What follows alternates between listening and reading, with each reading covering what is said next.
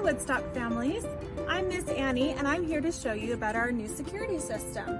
All of the doors to our building will be locked this year, so if you need to get in, you'll need to push this button.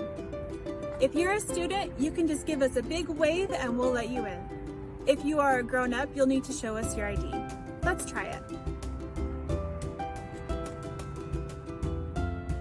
Just a minute, they'll answer.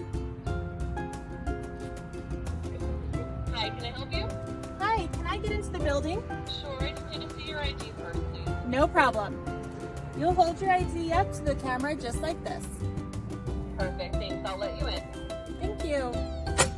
The door will click and it will open for you. Easy peasy.